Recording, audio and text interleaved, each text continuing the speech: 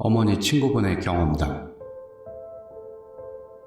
이것은 1970년대에 일어났던 일이다. 너무 오래되어서 기억이 가물거리긴 하지만 너무 인상 깊게 들었던 이야기라 적어본다. 어머니와 친구분들이 애들까지 데리고 부산에 놀러 갔을 때 친구분들과 어머니가 나누던 이야기이다. 그래, 편의를 위해 친구분의 시점에서 이야기를 해보고자 한다.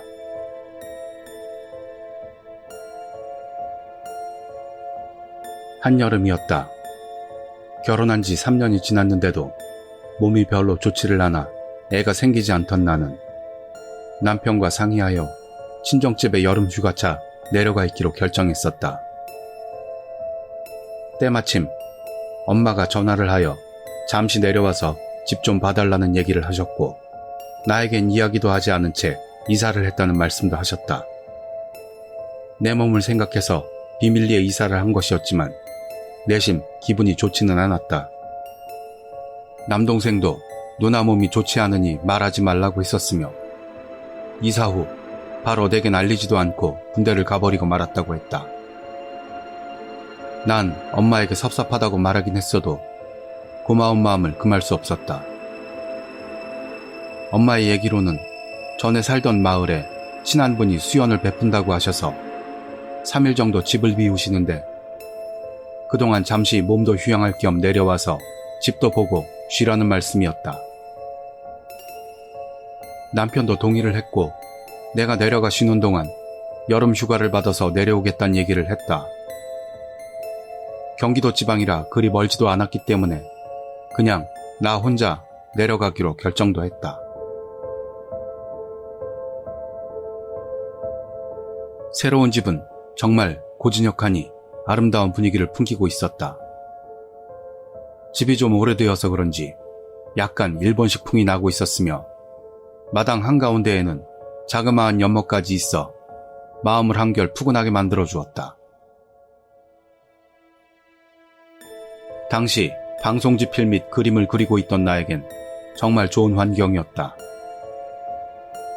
게다가 집 내부는 현대식에 맞게 화장실 등이 실내에 들어가게 리노베이션을 해놓아서 재래식 화장실에 불결감을 가지고 있던 신식 여인인 내겐 아주 적합한 환경을 제공해주고 있었다. 내게 집 열쇠를 맡기고 수연해 가시는 엄마를 뒤로 하고 나는 편안한 마음으로 쉬기 시작했다.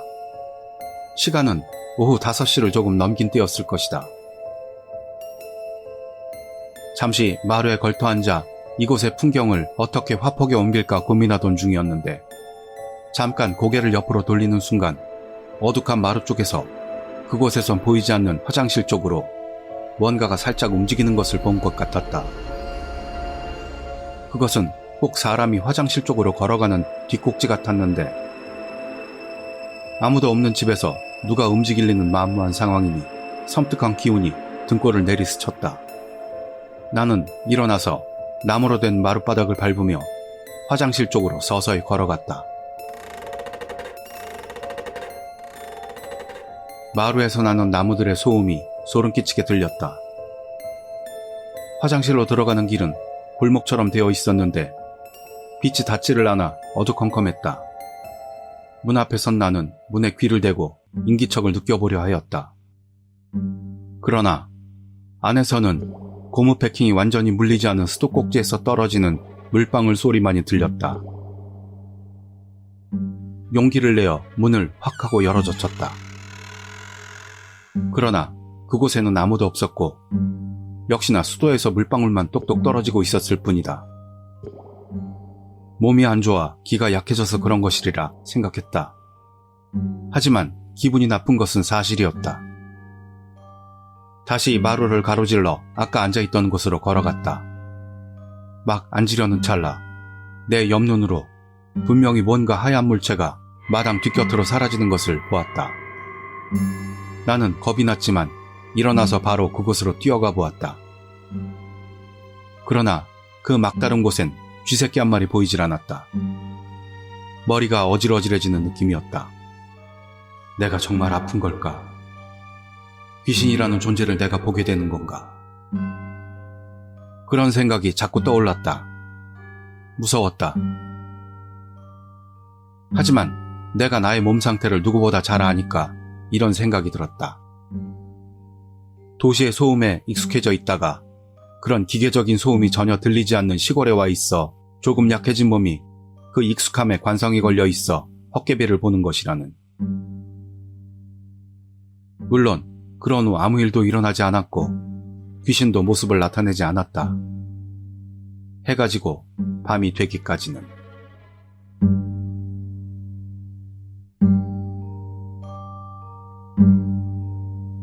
저녁을 해먹고 시간을 보니 8시 반이 넘고 있었다. 해도 져버리고 깜깜한 암흑이 시작되자 아까의 그 사건들이 생각나서 조금씩 무서워지기 시작했다.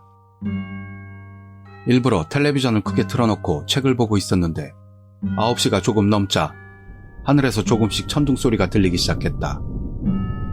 비가 오려는 것 같았다. 나는 일어나서 창문들을 모두 닫고 현관문을 자물쇠로 잠갔다. 그리고 화장실을 비롯해서 4개의 방을 모두 돌아다니며 혹시 누군가 있나 하는 노파심으로 조사를 했다. 물론 아무도 없는 것은 기존 사실이었고 말이다. 안심한 나는 다시 앉아서 텔레비전을 틀어놓은 상태로 책을 보기 시작했다. 얼마나 지났을까? 밖에서 비가 쏟아지는 소리가 들렸다. 장마도 다 지났는데 무슨 비라. 투덜대며 책을 덮는데 번쩍 하고 하늘이 밝게 빛나더니 꽉꽉꽉꽉 하며 바로 위에서 천둥 소리가 났다. 얼마나 소리가 컸는지 혼이 다 빠져나갈 지경이었다. 하고 혼자 소리를 치며 깔고 있던 이불을 뒤집어 썼다. 그 순간 퍽 하는 소리와 함께 모든 것이 깜깜해져 버렸다. 정전이 된 것이다. 이 무서운 상황에서 말이다. 엄마는 왜 이런 집으로 이사를 오셨을까 하는 원망이 마음속으로 밀려왔다. 빗소리가 미친 듯이 세게 귓가를 때려왔다. 빗소리를 빼면 다른 소리는 아무것도 들리지 않는 것 같았다. 아니, 실질적으로 정말 조용한 상황이었다. 괴종시계가 11시를 알리는 종을 쳤다. 잠시 후 어둠이 익숙해진 후에 초를 찾아봤으나 막 이사가 끝난 뒤라 눈에 띄질 않았다. 초를 찾을 때를 대비해서 유엔 팔각 성냥을 머리맡에 놓고 나는 잠을 자기로 결정했다. 그런데 갑자기 어디선가 다듬이 소리가 들리기 시작하는 것이다.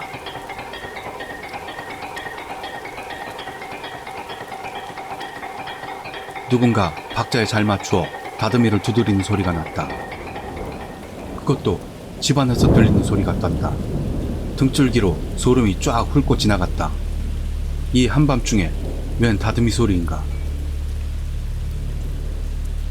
나는 몸을 일으켜 성냥통을 들고 마루로 나갔다. 마루에 나가니 그 소리가 더 크게 들렸다. 너무 무서웠다. 나는 성냥을 하나 켜고 방마다 둘러보기 시작했다. 하지만 어느 방이건 다듬이를 두드리는 사람은 보이지 않았다. 그 소리는 꼭 어딘지 방향을 알 수 없는 다른 차원에서 들리는 소리 같았다. 나는 얼른 방으로 들어와 문을 잠궈버렸고 그렇게 울리던 다듬이 소리는 30분 정도가 지속되었다. 미칠 것만 같았다. 빗소리와 천둥소리와 다듬이 두드리는 소리. 그 소리가 옆집에서 들리는 것이라 스스로 위안한 나는 소리가 그친 후 억지로 잠을 청하기로 했다. 괴종시계가 12시를 알렸다. 이불에 누워 빗소리와 천둥소리를 들으며 억지로 잠을 청하려는 찰나였다.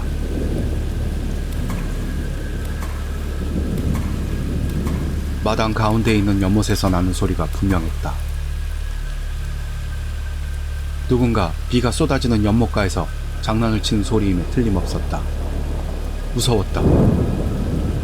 하지만 그냥 넘길 수는 없는 문제. 나는 일어나서 마당을 향하는 방의 쪽창을 열었다. 연못가에 누군가 앉아 있었다. 어둠에 익숙해진 눈에 분명히 보이고 있었다. 누가 이 비 내리는데 남의 집에 들어와 연못가에 앉아 있다는 말인가? 그것도 이 한밤중에. 그 사람은 하얀 한복을 입고 쪼그리고 앉아서는 두 손바닥을 쫙 펴고 연못을 향해 내리치고 있었다.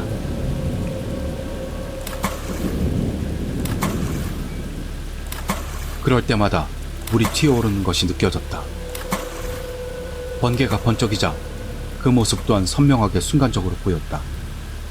그것은 내가 생각하던 귀신이었다. 소복을 입고 머리를 풀어헤치고. 난 기절할 것만 같았다. 지금 생각해보니 그 어두운 데서도 모습을 뚜렷이 볼 수 있었던 것은 그 여자 주위로 뭔가 희뿌연 빛이, 아주 기분 나쁜 빛이 둘려 있었던 것 같다. 그 여자는 계속 그 짓을 반복했다. 난 기절할 것 같은 두려움에 어서 창문을 닫으려고 했다. 그 순간 그 여자가 고개를 내 쪽으로 휙 하고 돌리는 것이 아닌가.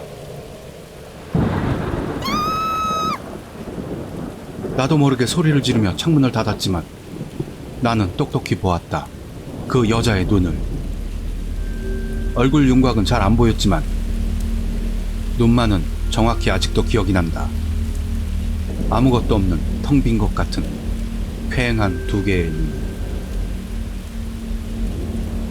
나는 창문을 얼른 닫고 이불 속으로 들어갔다. 이불을 뒤집어 쓰고 숨을 헐떡이며 공포에 떠는 내 모습을 느낄 수가 있었다. 죽을 것만 같았다. 그러다가 어쩐 일인지 아무 기억이 나지를 않았다. 아마 기절한 것이 틀림없으리라. 괴종시계가 2시를 알리는 종이 치는 소리가 들렸다. 머리가 많이 아팠고 이불 속으로 얼굴까지 넣고 누워있는 상태라 땀으로 흠뻑 젖어 있었다. 비는 여전히 미친 듯이 퍼붓고 있었다. 제일 먼저 이불 속에서 귀를 기울인 것은 그 철버덕대는 소리인데 다행히 아무 소리도 들리지 않았다. 아침은 언제 오는 것일까? 나는 그래도 안도의 한숨을 내쉬며 이불 밖으로 얼굴을 내밀었다. 온몸이 땀범벅이었다. 이불을 발 밑까지 걷어낸 나는 요일을 느꼈다. 화장실을 가긴 가야겠는데 다리에 힘이 하나도 없고 너무 무서웠다. 하지만 나가야지 생각한 나는 방문 쪽을 바라보았다. 처음에 설명을 하진 않았지만 문은 미닫이 문이었고 아까 분명히 잠궈놓은 상태였다. 그런데 누가 들어와 있는 것이 아닌가. 들어와서 가만히 서 있는 것이었다. 아까의 공포가 스멀스멀 온몸으로 훑었다. 나는 눈을 가늘게 뜨며 혹시 옷을 걸어놓은 게 아닌가 자세히 살펴보았다. 하지만 그것은 옷이 아니었다. 아까 연못가에도 있었고 지금 생각해보니 해지기 전 화장실 쪽에도 있었고 뒷곁 쪽에도 있었던 그 여자였다. 번개가 번쩍였다. 그 여자의 모습이 순간이지만 내 눈에 각인이 되었다. 머리를 풀어 헤치고 소복을 입고 물을 뚝뚝 흘리며 서 있는 그 여자. 아무 말도 하지 않고 가만히 서서 나도 그 무엇도 아닌 어딘가를 응시하는 여자. 그러나 느낄 수 있는 것은 나를 바라보는 시선의 느낌. 난 아무것도 할 수 없었다. 그냥 이불 위에 앉은 채 바지와 이불에다 오줌을 싸버리고 말았다. 잠옷과 이불이 펑 젖어갈 때쯤 내 뇌리를 스치는 것이 있었다. 귀신은 분명 밤중엔 불빛을 싫어할 것이다. 난 손을 뻗어 위엔 팔각 성냥통을 집어들었다. 그리고 손에 잡히는 대로 떨리는 손으로 성냥을 꺼내어 한꺼번에 불을 붙였다. 한 개가 아닌 여러 개의 성냥이 합쳐져서 불이 붙자 방안이 환하게 밝아졌다. 그때였다. 그 여자가 갑자기 내 쪽으로 방향을 정확하게 튼 것은. 그리고 내 쪽으로 서 있는 상황에서 날아오기 시작했다. 또한 그 여자는 무슨 영화에서 클로즈업 되듯이 점점 커지면서 굉장한 속도로 나에게 다가오더니 내 바로 눈앞에서 퍽 하고 사라져버리는 것이 아닌가.